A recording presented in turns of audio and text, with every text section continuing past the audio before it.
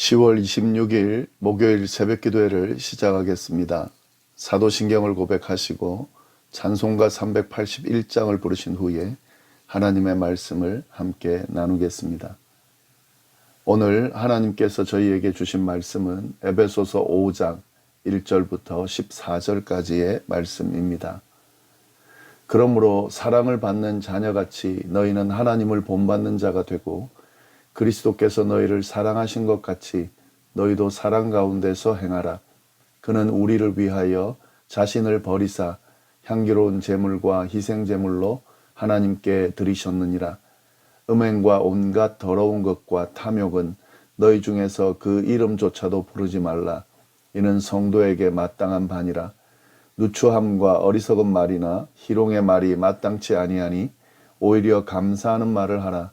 너희도 정녕 이것을 알거니와 음행하는 자나 더러운 자나 탐하는 자 곧 우상 숭배자는 다 그리스도와 하나님의 나라에서 기업을 얻지 못하리니 누구든지 헛된 말로 너희를 속이지 못하게 하라.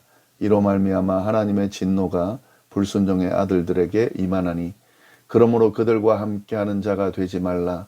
너희가 전에는 어둠이더니 이제는 주 안에서 빛이라. 빛의 자녀들처럼 행하라. 빛의 열매는 모든 착함과 의로움과 진실함에 있느니라.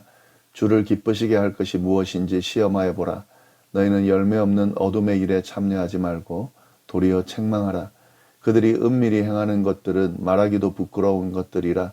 그러나 책망을 받는 모든 것은 빛으로 말미암아 드러나나니 드러나는 것마다 빛이니라.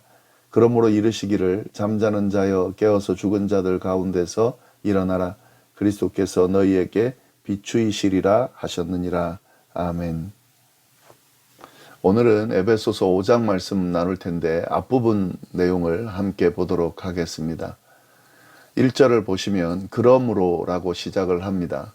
이는 어제 본문 우리가 나눴던 4장의 뒷부분 내용과 연결되는 내용이라는 것을 드러내는데요.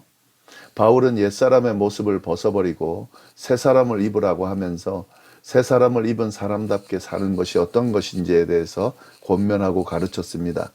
그 내용에 대한 결론이 바로 1절, 2절 말씀입니다. 1절 말씀 보시면 그러므로 사랑을 받는 자녀같이 너희는 하나님을 본받는 자가 되고 라고 되어 있는데요.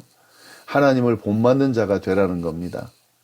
새 사람을 입은 사람답게 산다는 것은 결국 하나님을 본받는 삶을 살아가는 것을 의미하는 것입니다.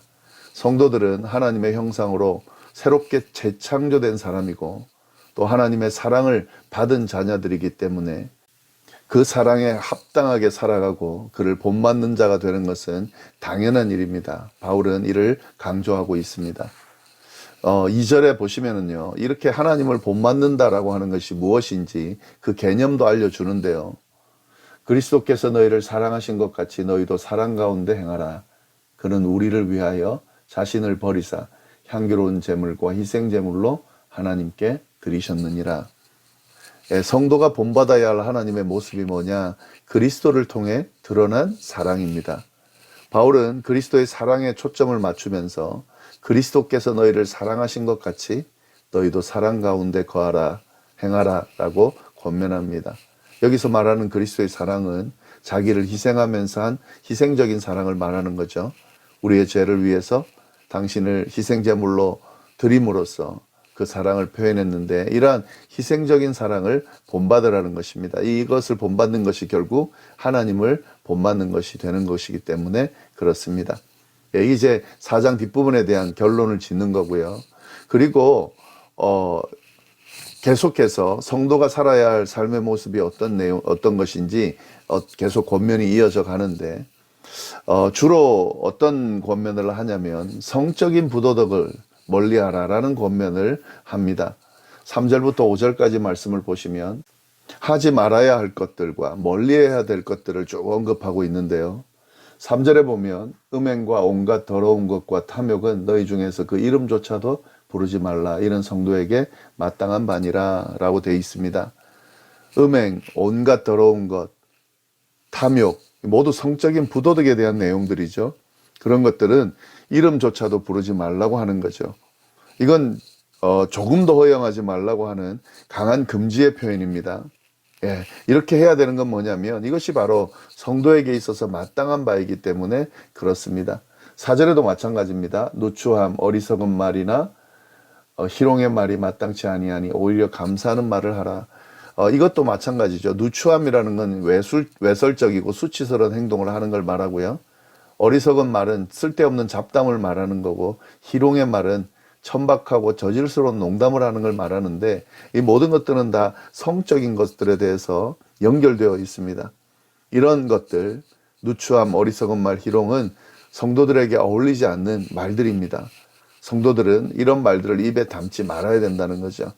바울은 이런 말들을 입에 담지 않을 뿐 아니라 도리어 감사하는 말을 하라고 권면합니다.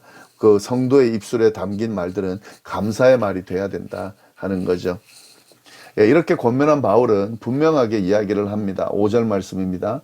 너희도 정녕 이것을 알거니와 음행하는 자나 더러운 자나 탐하는 자 곧 우상 숭배자는 다 그리스도와 하나님의 나라에서 기업을 얻지 못한다. 예, 이건 다 아는 바라는 거죠. 이미 에베소 성도들도 다 알고 있는 바라는 거죠. 음행하는 자, 더러운 자, 탐하는 자 어떻게 된다는 겁니까? 그들은 우상 숭배를 하는 사람들과 같기 때문에 우상 숭배하는 사람들과 같은 결과를 얻게 된다는 거죠. 이들은 모두 그리스도와 하나님의 나라에서 기업을 얻지 못할 것이라는 거죠. 그럼 당연한 겁니다. 예, 성도가 아닌 성도의 삶을 살지 않고 이방인들의 삶을 살아가고 있다면 그건 당연한 이런 결과가 나타나는 거죠. 그렇기 때문에 성도들은 그런 삶을 살지 말아야 된다라고 바울이 지금 권면하는 거죠. 네, 이어서 또 계속 이야기하는데 바울은 헛된 말에 속지 말라라는 권면도 합니다. 6절, 7절 말씀 보시면 누구든지 헛된 말로 너희를 속이지 못하게 하라. 이로 말미암아 하나님의 진노가 불순종의 아들에게 임하나니 그러므로 그들과 함께하는 자가 되지 말아라. 여기서 헛된 말이라는 것은요, 겉으로는 그럴듯하지만 진리가 담겨 있지 않은 거짓된 말을 이야기합니다. 근데 이 내용이 이제 앞의 내용과 연결해 보면 성적인 내용을 담고 있는 거죠. 어떤 내용이냐면 성적으로 문란하게 살아도 괜찮다고 가르치는 그 내용을 암시합니다.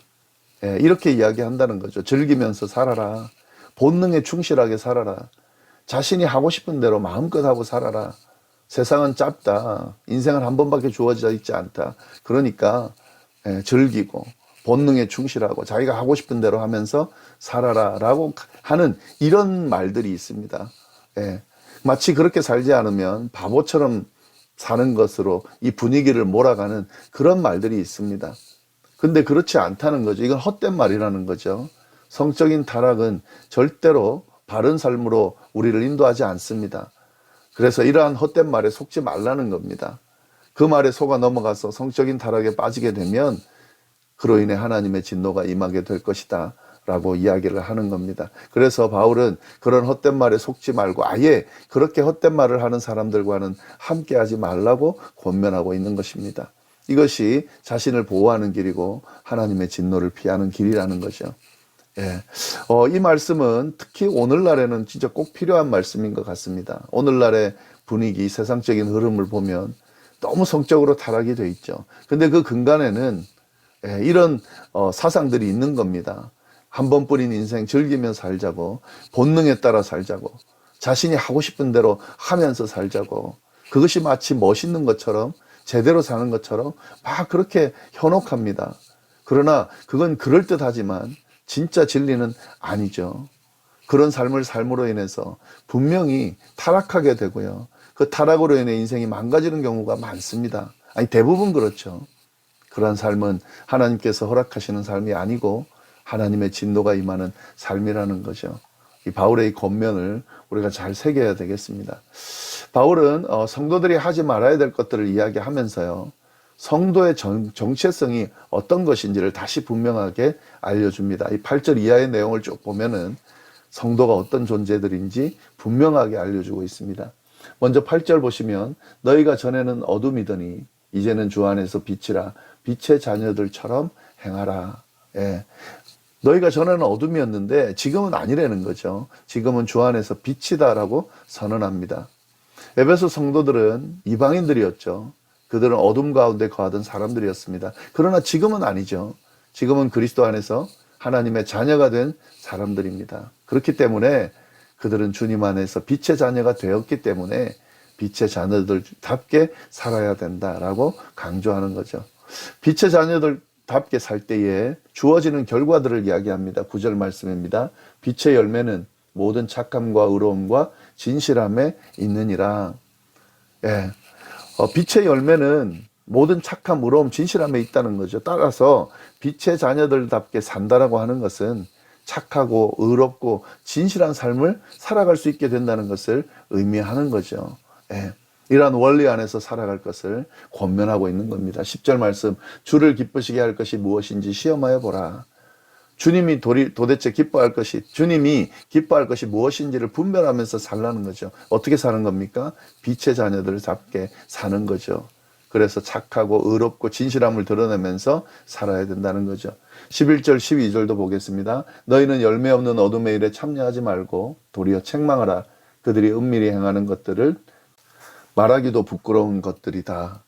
예, 열매 없는, 하나님이 기뻐하시지 않는 어둠의 일, 예, 이런 앞에서 말한 모든 일, 이런 일들은 상관하지 말고 도리어 꾸짖으면서 멀리하라는 거죠. 왜냐하면 그것들은 입에 담기조차 부끄러운 일이기 때문에 그렇다는 거죠. 예, 13절, 그러나 책망을 받는 모든 것은 빛으로 말미암아 드러나나니 드러나는 것마다 빛이니라. 예, 성도들이 이런 어둠의 일에 참여하지 않고 어둠 속에 있는 자들의 그 부끄러운 것들을 도리어 들추어낼 때에 그들이 빛에 속하게 되고 빛이 될 수 있다라고 하는 이야기입니다. 이게 성도의 삶이라는 거죠.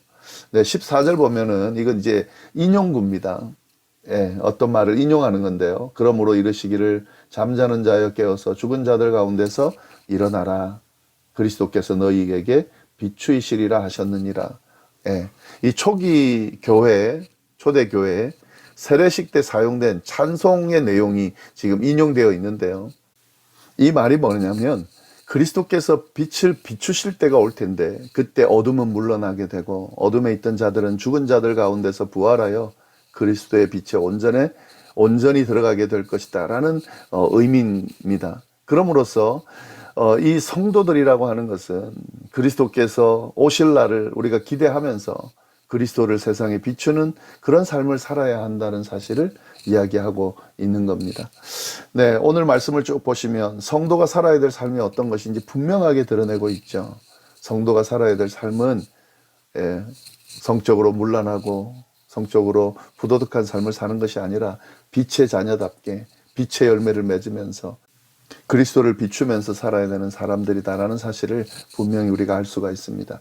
네, 이 말씀 잘 다시 한번 묵상하면서 정리하시고 우리의 삶에 잘 적용할 수 있기를 바랍니다. 기도하겠습니다. 하나님 아버지 감사합니다. 또 귀한 말씀으로 오늘 하루를 시작하게 하시니 감사합니다. 우리가 어떤 존재인지 성도라는 사실을 인식하면서 성도답게 빛의 자녀들답게 그리스도의 빛을 비추며 살아가는 우리의 삶이 되도록 인도하여 주옵소서. 감사하며 모든 말씀 예수님의 이름으로 기도드립니다. 아멘.